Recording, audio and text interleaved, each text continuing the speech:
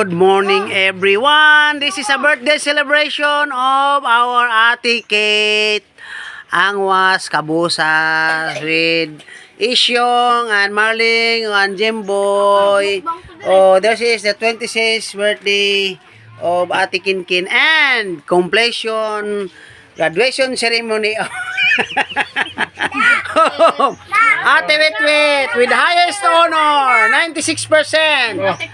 One Ate Kian, 90. Pandi ay 98% with highest honor. Ate Kian is 97%. Okay, si Mimi 100%. Salamat sa Diyos sa birthday celebration. Nandito kami sa Amontay Beach Resort. Ganda-ganda dito, mga kapatid. Salamat sa Diyos. Salamat sa Diyos. Sa birthday celebration and completion ceremony, graduation ni Ate Witwit. Salamat po sa Diyos.